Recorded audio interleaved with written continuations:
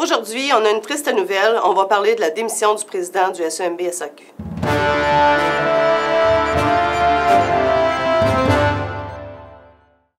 Dimanche soir, Alexandre Joly, qui est le président du SEMB-SAQ, nous a annoncé sa démission. Il vous a écrit une lettre qui va paraître dans un communiqué qui va sortir sous peu dans les succursales. Mais tout d'abord, je voudrais vous dire que la vie de syndicaliste est beaucoup moins drôle qu'elle n'y paraît. C'est épuisant, c'est toujours de travailler dans les problèmes.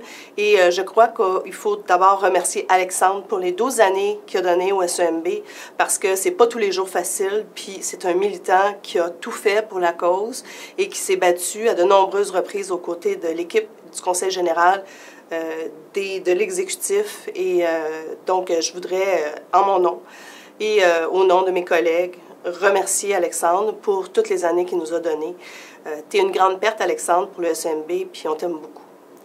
Maintenant, malgré qu'on ait tenté de le faire changer d'idée, sa décision s'est avérée irrévocable. Donc, depuis lundi, l'exécutif a travaillé afin de trouver des solutions pour s'assurer que le syndicat continuerait à fonctionner de façon adéquate, mais surtout qu'on pourrait continuer la négociation de façon quand même plutôt sereine, mais en s'assurant qu'on est capable de faire des gains puis de se battre, d'être une équipe.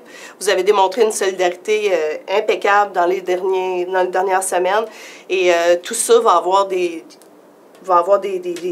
l'influence sur ce qui s'en vient à la négociation.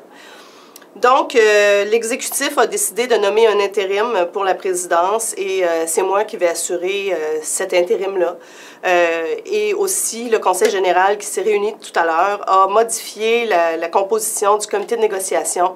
Je serai donc avec Simon Mathieu Malenfant et Joanie Brousseau, qui est notre conseillère à la CSN, sur le comité de négociation. Bon, pour ceux qui me connaissent, j'avais dit que je ne referais plus jamais de négociation, mais bon, semble-t-il qu'il ne faut pas dire « Fontaine, je ne boirai pas de ton eau ».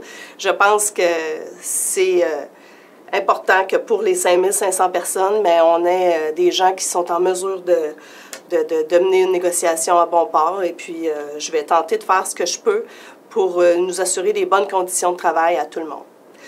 Je voudrais aussi vous dire que les dates de négociation, pour l'instant, on avait prévu le 23 et le 25, les dates sont maintenues, et le poste de président sera en élection en même temps que le poste de vice-président aux relations de travail. Par contre, le calendrier va être un petit peu retardé pour laisser la chance aux futurs candidats de réfléchir, puisque cette nouvelle-là arrive à l'aube des élections.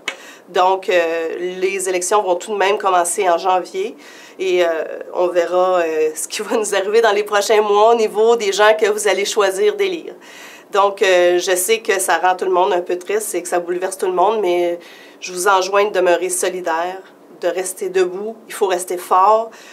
On est 5500, on n'est pas juste une personne, et Alexandre va rester solidaire avec nous, et s'est engagé avec moi à dire « Je continue à aimer le SEMB, je vais continuer à suivre et à militer au SEMB », et donc il faut qu'on le fasse chacun de notre côté.